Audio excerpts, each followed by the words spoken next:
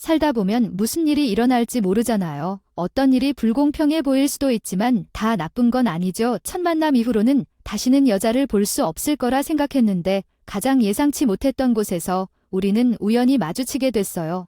100만 년 만에 한 번도 기적이나 운명이 아니었나요? 우리 미래가 이렇게 될 줄은 몰랐어요. 제 이름은 제이크 30세 식품회사 본사 상품기획부에서 일하고 있어요. 무슨 일이 있으면 재미있을 거라 생각했어요. 나는 누군가에게 유익을 주거나 그들을 흥분하게 만들 수 있다는 생각을 하게 되었고, 그래서 계획을 세우고 싶었고 이 직업을 찾았습니다. 그들은 대학을 갓 졸업하고 젊은 피를 찾고 있었습니다.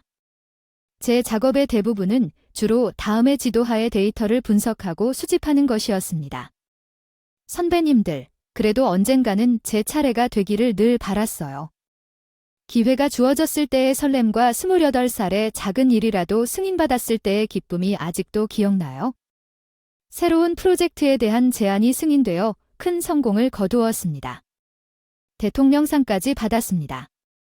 여기까지 오기가 쉽지 않았지만 어느새 일이 순조롭게 진행되고 있다는 느낌이 들었습니다. 30이 됐을 때 부모님이 걱정되셔서 항상 다 물어보셨거든요. 일은 어떻게 해야 할까요? 부모님 두 분 다 22살에 결혼하셨어요. 제 남동생은 24살에 결혼해서 제가 30살에도 아직 미혼인 걸 걱정하셨을 거예요. 짝을 찾는 사람이 있어요. 엄마가 약속된 데이트를 제안했어요. 그 아이디어는 별로 흥미롭지 않았지만 우리 엄마는 내가 생각하는 것만큼 형식적이지 않다고 해서 한번 시도해보는 게 어때? 이미 그 사람에게 내 사진을 보여줬던 것 같아 짜증나서 묻지도 않고 그랬는데 반응이 긍정적이라고 해서 그 여자 이름 캐서린은 28살이고 간호사로 일해요. 사진 보낼게요. 엄마가 신나서 좀 보세요. 사진과 메시지가 내 휴대폰으로 전송되자마자 내 응답을 기다리지 않고 바로 전화를 끊었어요. 중간에는 동료들과 즐거운 선택인 것 같았어요. 머리를 단정하게 묶고 미소가 빛났어요. 엄마가 보낸 메시지가 다시 울렸어요. 제이크 완전 당신 타입이군요. 내 동생도 사진을 보고 카퍼와 싸웠고 바로 내 골목에 그 사람은 내 동생이야. 머리에 못을 박았는데 솔직히 엄마의 메시지를 읽고 큰 소리로 웃지 않을 수 없었습니다. 저는 일을 시작한 이후로 일에 너무 바빠서 데이트도 하지 않았습니다. 이제 난 어떻게 해야 사람을 찾을 수 있을지 모르겠어요. 언젠가 결혼할 생각이 있어요. 문제의 여자가 캐서린이 공식적인 데이트를 별로 좋아하지 않는 것 같으면 그냥 만나는 것도 나쁘지 않을 것 같았어요. 둘이서 만나 저녁을 먹자고 하던 중 데이트를 하기로 했으나 중매인도 없이 우리 둘만 연락처를 교환하고 날짜를 정했는데 알고 보니 다음 토요일에 우리 둘 다 시간이 있는 것으로 드러났습니다. 만날 날을 기대하고 있었는데 전날 예상치 못한 상황이 발생해서 매니저실로 이체 명령이 왔는데 명령을 받고 눈이 휘둥그레졌다. 이게 뭐야 당황스러웠다. 갑작스러운 이동도 충격적이었지만 게다가 새로 이사한 곳은 타주의 시골 지사라고 할 수 있는 곳이었습니다. 그 부서는 직원 수가 적고 업무 중심의 부서라고 들었습니다. 회사는 부업 직원들이 결국 내 충격을 보게 된 것으로 특정 평판을 얻었습니다. 관리자는 당신에게 완벽하다고 말했습니다. 당신은 마음을 말하고 원하는 대로 일할 수 있다고 말했습니다. 분명히 그는 HR과 경석어가 회의적이었던 동안 나를 이번 이적에 추천한 것 같습니다. 내가 신선한 에너지를 가져와 사업을 발전시킬 것이라고 확신했거나 그것이 사실인지 아닌지 주장했습니다. CEO도 내 이적에 대한 기대가 크다고 들었습니다. 운이 좋았습니다. 매니저는 희죽희죽히 웃으면서 왜 이런 일이 일어났는가? 마음대로 하고 이래도 된다는 말 듣고 때려 회사에서 상을 받은 후로 매니저 태도가 확 달라졌어. 제이크 내가 물어본 보고서는 어디 있어? 돌이켜보니 그게 시작이었어. 어느 쪽이 너야? 일주일 전에 내가 요청한 것을 아시다시피 그는 좌절감에 눈썹을 찌푸리며 반박했지만 나는 그가 요청한 적이 없었고 그가 공개적으로 나를 질책하지 말라고 구체적인 내용 없이 직접 요청하는 경우는 거의 없었습니다. 너도 괜찮아. 감독님이 왜 나한테 하라고 거짓말을 했는지 모르겠는데 강의만 하고 나가셨는데 급한 후속 지시도 없었고 실수한 게 틀림없다고 생각했는데 그때부터 더 자주 대립하게 됐어요. 은근히 알리엠 마크를 만드는 게 생각났는데 얼마 전 매니저가 변덕에 따라 추진한 프로젝트가 있었는데 내용 대부분이 그의 아이디어인데 예전에 거절했던 제안과 비슷했고 다른 회사에서도 비슷한 걸 시도한 적이 있었어요. 그리고 실패했고 그것은 자동차 시장 요구에 부합하지 않았고 많은 사람들이 동의하지 않았지만 아무도 감히 관리자에게 반대하지 않았습니다. 그러나 나는 그에게 몇 가지 조언을 제공했는데 그가 친절하게 받아들이지 않은 것 같아서 아마도 그가 나를 목표로 삼은 이유일 것입니다. 나는 말한 것을 후회하지만 그를 화나게 하지 않으려고 계속 부지런히 일했지만 효과가 없었던 것 같고 결과적으로 강등된 것 같은 느낌을 받았습니다. 당신은 2주 후에 이사할 예정입니다. 모든 것을 제대로 인계했는지 확인하고 관리자는 이제 그의 발걸음이 다가오고 있습니다. 이번 이적이 다가오고 있기 때문에 예정된 날짜는 내 마음속에 전혀 떠오르지 않았습니다. 새 위치는 다른 주에 있었고 내 경력에 막다른 골목처럼 보였습니다. 상황이 심각해지기 전에 날짜를 취소해야 한다고 생각했지만 이미 식당 예약을 했는데 막바지에 취소하는 건 기분이 안 좋고 카퍼에게 전화로 얘기하니 너무 무례한 것 같아서 다음날 직접 만나서 사과하기로 했어요. 식당 앞에서 세린을 만나 따뜻한 미소를 지었어요. 마음이 무거워서 우리는 자리에 앉자마자 행사를 위해 예약해두었던 개인실에 들어갔습니다. 저는 캐서린에게 어제 새 목적지가 주에서 멀리 떨어져 있다는 이동 명령을 받았고 덜 알려진 부서에 배정되었다고 말했습니다. 성장 가능성이 전혀 없는 역할이고 앞날이 어떻게 될지 전혀 알 수 없었습니다. 그녀에게 괜찮다고는 도저히 말할 수 없었습니다. 이런 상황에서 만나서 불편을 끼쳐드려 죄송하다는 말씀도 오늘 그냥 전화해도 되었는데 통화를 하셨습니다. 직접 만나서 얘기하기 귀찮아서 고마운데 점심 같이 먹으면 어때요? 속상할까봐 준비했는데 오히려 세린이가 따뜻하게 웃어주면서 맛있는 식사도 하고 일에 대한 이야기도 해주시더라고요. 그녀는 너무 바빠서 누구와도 만나지 못했는데 아는 지인이 그녀를 나에게 어떻게 소개했는지 알고 보니 우리 둘 다 일에 대한 열정이 공통적으로 있었던 일이었습니다. 대화는 자연스럽게 흘러갔고 시간이 빨리 흘러 떠나야 할 때가 더 달콤했습니다. 레스토랑을 떠나면서 멋진 시간을 보내준 것에 대해 그녀에게 감사했고 이전 약속을 거절한 것에 대해 다시 한번 사과했습니다. 그런 다음 엄마에게 전화하여 이적에 따른 내 결정에 대해 말하자 엄마는 실망한 것 같았지만 제가 문제가 있다는 것을 이해했습니다. 상사 문제까지 포함해서 이적을 하다가 원격 지점으로 옮기는 것보다는 나을 것 같아서 그만둘까도 고민했지만 한번 시도해보고 문제가 해결되지 않으면 언제든 떠나도 되지만 새로운 지점에서 최선을 다하기로 했습니다. 그러다가 1년이 지나고 시골지사가 단조롭다는 소문이 있었는데 사실 본사 상품기획부서에 있을 때보다 원가 절감으로 직원 수가 적어서 평소에 하던 일을 해야 했기 때문에 별로 재미가 없었습니다. 본사의 다른 팀에서 처리한 업무량은 과중했고 우리 모두가 쉬지 않고 야근을 하는 노새처럼 느껴졌습니다. 계속하려고 에너지 드링크를 마구마구 마셨는데 몸이 정말 힘들었고 그러다가 뜨거워졌습니다. 여름날 버스터미널로 가던 중 갑자기 몸이 안 좋아져 벤치에 앉으려고 했는데 현기증이 나서 쓰러졌다. 이때 경미한 열사병에 걸렸다. 근처에 있던 한 노인이 괜찮냐고 소리쳤지만 할 수 있는 건 닫기였다.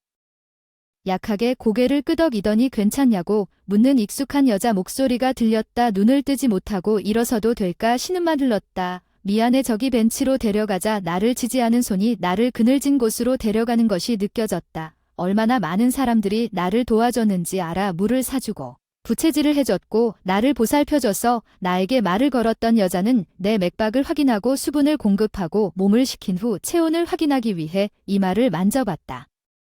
조금 더 명확하게 모두에게 감사했고 도움을 준 여성은 끝까지 남아 있었습니다.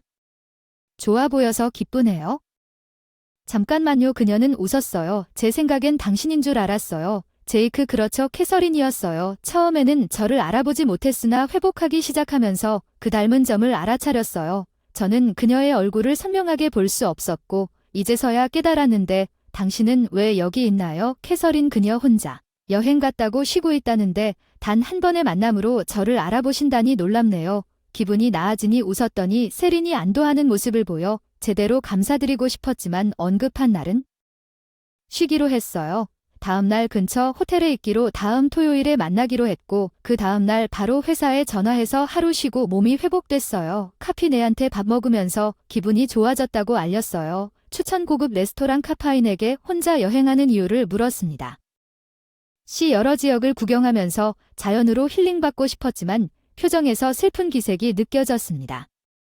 꽤 지쳐서 잠시 쉬었습니다. 변덕스러운 캐서린이 말하길 그녀의 미소는 어쩔 수 없다고 말했지만 제이크는 화제를 나에게로 옮겼고 나는 최근에 있었던 일들을 이야기했습니다. 나는 예전에 비해 덜 만족스러운 직업에 대해 이야기하고 조금 화를 냈습니다. 내가 사용한 프로젝트를 얼마나 사랑하는지 깨달았습니다. 처음 여기로 옮겼을 때 현재 환경에 별로 만족하지 않습니다. 본사로 돌아가서 성공을 거두기로 결심했지만 최근에는 뭔가 다른 것을 시도하는 것도 나쁘지 않을 수도 있겠다는 생각을 들었습니다. 그 카페인은 여기로 와야 할 것 같다고 생각했어요. 공기가 신선하고 마음이 편해요. 그녀는 멀리 떨어져 있어 보였고 그녀의 표정은 여전히 다소 우울했습니다. 무슨 일이 있었는지 걱정스럽게 물었더니 그녀의 솔로 여행은 단지 휴가를 위한 것이 아니었음이 밝혀졌습니다. 희원금은 병원의 간호사입니다. 그녀는 병원 병동에서 일하고 있으며 한 사람이 처리하는 많은 환자가 있습니다. 그녀는 자신의 간호 경력을 자랑스럽게 생각하지만 각 환자에게 너무 감정적으로 관여했다고 생각하여 정신을 고갈시켰습니다.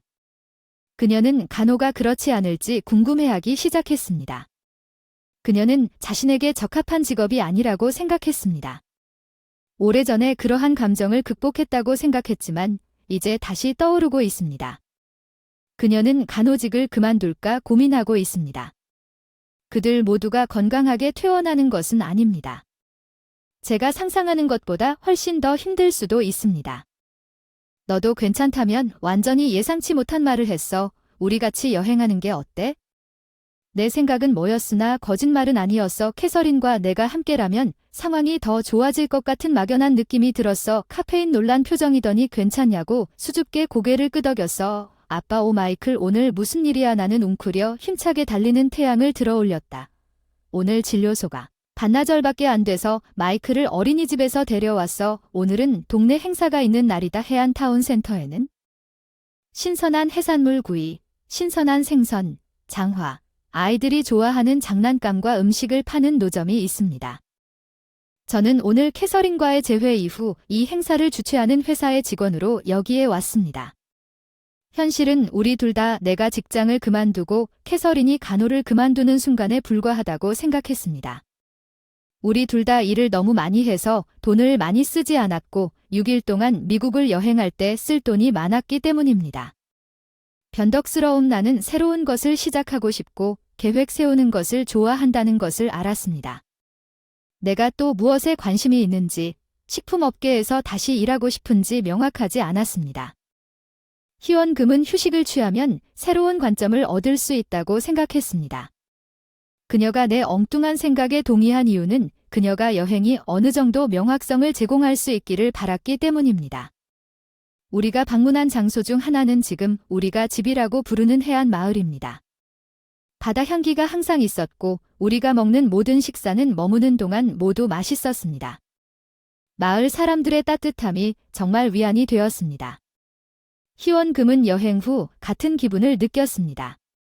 우리 둘 다 정착하기 위해 여기에 정착할 것을 고려했습니다. 일을 찾고 싶었기 때문에 계획을 세웠기 때문에 제2 목록 웹사이트를 확인하고 이벤트 회사에 요청했습니다. 내가 일하고 있던 곳은 음식이든 잡화이든 과거의 일을 바탕으로 채용하고 있었습니다. 좁게 생각하고 있었지만 바로 이것이 다른 사람이 흥분을 가져다 줄 수 있는 일이라고 생각했습니다. 내가 일하고 싶고 계획을 세운 핵심 이유는 없었습니다. 이벤트 회사 홈페이지를 바꾸니 마음이 더 끌렸다. 그래서 나는 캐서린에서 이벤트 회사에 입사하게 됐다. 그녀는 병원에서 일을 찾았다. 캐서린은 여행 중에 자신을 되돌아보는 시간을 가졌다. 그녀는 간호사가 되고 싶다고 생각했던 일을 떠올렸다. 그녀는 누군가를 조금이라도 부양할 수 있었습니다. 그녀는 간호에 대한 자부심을 깨달았고 여행 중에 그녀의 감정은 변하지 않았습니다. 캐서린이 아픈 사람들을 도운 경우가 여러 번 있었습니다. 아마도 그들이 쓰러지거나 웅크린 것이 아니라 그들의 움직임을 관찰하는 것은 간호사의 직감일 것입니다. 그리고 안색 캐서린은 다가가서 괜찮냐고 묻곤 했습니다. 재빠른 행동으로 그들을 진정시키거나 나에게 그랬던 것처럼 기분을 조금 나아지게 해줄 거예요. 나는 종종 간호가 그녀의 진정한 소명이라고 생각합니다. 나는 캐서린도 그것을 주저없이 깨달았다고 믿습니다. 캐서린은 검색했습니다. 간호직을 위해 그녀는 현재의 클리닉을 찾았습니다. 그 클리닉은 지역사회와 밀접하게 연결되어 있습니다. 그녀는 우리가 사랑하는 도시에 있는 사람들을 지원하고 싶다고 말했습니다. 캐서린과의 여행은 그녀와 함께 있는 것이 자연스럽거나 오히려 거기에 있다는 느낌이 들었습니다. 벅차오르는 설렘이었죠. 이 마을에 한동안 살다 보니 우리 인연은 금세 가까워졌습니다. 캐서린을 생각한다면 앞으로도 내 기쁨을 위해 함께 있어 주겠느냐는 제안 같은 진심 어린 고백을 했습니다. 캐서린, 우리가 약 1년 동안 데이트하고 결혼한 후 우리 아들 마이클이 태어났습니다. 그런데 우리 가족은 캐서린과 내가 결혼했을 때 놀라지 않았습니다. 그들은 우리가 여행을 시작할 때부터 이것을 예상하고 있었습니다. 특히 저는 엄마와 형은 여전히 자신들이 큐피드 역을 맡았다고 주장합니다. 캐서린의 가족도 우리가 멀리 살고 있음에도 불구하고 그녀가 웃는 모습을 보며 기뻐합니다. 캐서린과 저는 자주 회상하고 웃어봐 어쩌면 기적과 운명이 뒤섞인 행복한 순간을 간직하며 우리가 너무 사랑하는 이 마을에서 계속 웃을 수 있었으면 좋겠어.